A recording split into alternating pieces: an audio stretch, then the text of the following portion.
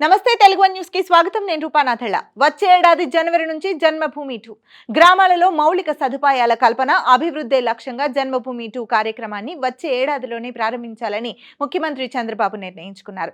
ఈ మేరకు కార్యాచరణ సిద్ధం చేస్తున్నారు. పంచాయతీరాజ్ గ్రామీణాభివృద్ధి శాఖల బలోపేతానికి నిధులు విడుదల చేశారు. జగన్ హయాంలో అభివృద్ధి ఆనవాళ్లు లేకుండా పోయాయి. గ్రామాల అభివృద్ధి కోసం వెచ్చించాల్సిన నిధులను పక్కదారి పట్టించారు. దీంతో గ్రామాలలో పారిశుద్ధ్యం నుంచి రోడ్ల వరకు అన్ని అధ్వానంగా మారిపోయాయి. దీంతో గ్రామాలకు మళ్లీ పునర్వైభవం తీసుకురావడం లక్ష్యంగా ఆంధ్రప్రదేశ్లో జన్మభూమి 2 కార్యక్రమం వచ్చే ఏడాది జనవరి నుంచి ప్రారంభం కానుంది. ఈ మేరకు ముఖ్యమంత్రి చంద్రబాబు అధికారులతో సమీక్షలు వెల్లడించారు. పంచాయతీరాజ్ గ్రామీణాభివృద్ధి శాఖపై సచివాలయంలో ముఖ్యమంత్రి సమీక్ష నిర్వహించారు. ఉప ముఖ్యమంత్రి పవన్ కళ్యాణ్ ఈ సమీక్షలో పాల్గొన్నారు. అలాగే ఆ శాఖ ఉన్నతాధికారులు కూడా పాల్గొన్నారు.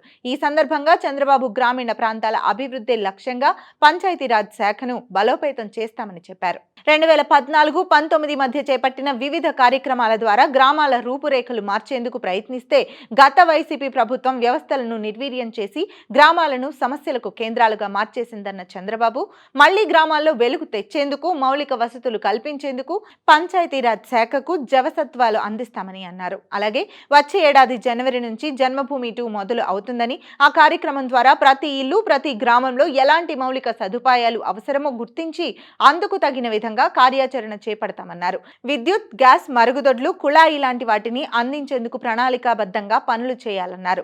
అలాగే గ్రామానికి అవసరమైన వీధి లైట్లు, డ్రైనేజీ కాలువలు, సిమెంట్ రోడ్లు, తాగునీటి సరఫరా, సాలిడ్ వేస్ట్ మేనేజ్మెంట్ సెంటర్లు వంటి సౌకర్యాలు కల్పించాలన్నారు. గ్రామం నుంచి సమీప ప్రాంతాల అనుసంధానం కోసం రోడ్లు, మార్కెటింగ్ ప్రాంతాలను గుర్తించాలన్నారు. వీటిని కూడా కనీస అవసరాలుగా గుర్తించి అందించేందుకు పంచాయతీరాజ్ శాఖ సమగ్రమైన ప్రణాళికతో పనిచేయాలని చంద్రబాబు అధికారులకు దిశానిర్దేశం చేశారు. వచ్చే 5 ఏళ్లలో రాష్ట్రంలో 17,500 కిలోమీటర్ల మేర సీసీ రోడ్ల నిర్మాణం చేయనున్నట్లు సీఎం చంద్రబాబు ఈ సందర్భంగా పేర్కొన్నారు. అలాగే 10,000 కిలోమీటర్ల సీసీ డ్రైనేజ్ కాలువల నిర్మాణం జరగాలన్నారు. వైసీపీ హయాంలో గ్రామాల్లో ఖర్చు చేయాల్సిన నిధులు దారి మళ్లాయన్నారు. దీనివల్ల కనీస స్థాయిలో కూడా మౌలిక సదుపాయాల కల్పన జరగలేదన్నారు. ప్రస్తుతం పంచాయతీరాజ్ శాఖకు రావాల్సిన 990 కోట్లను ఆర్థిక శాఖ నుంచి విడుదల చేస్తున్నట్లు చెప్పారు. ఇంటింటికి కుళాయి ద్వారా మంచినీళ్లు అందించేందుకు కేంద్రం తీసుకొచ్చిన జల్ జీవన్ మిషన్ పథకాన్ని గత ప్రభుత్వం ఉపయోగించుకోకుండా నిర్లక్ష్యంగా వ్యవహరించిందన్నారు. జల్ జీవన్ మిషన్ కోసం రాష్ట్ర వాటా కింద ఆర్థిక శాఖ నుంచి 500 కోట్లు వెంటనే విడుదల చేస్తామన్నారు. గత ప్రభుత్వ తీరు వల్ల మూలన పడ్డ సాలిడ్ వేస్ట్ మేనేజ్మెంట్ కేంద్రాలను మళ్లీ ప్రారంభించాలని సీఎం ఆదేశించారు.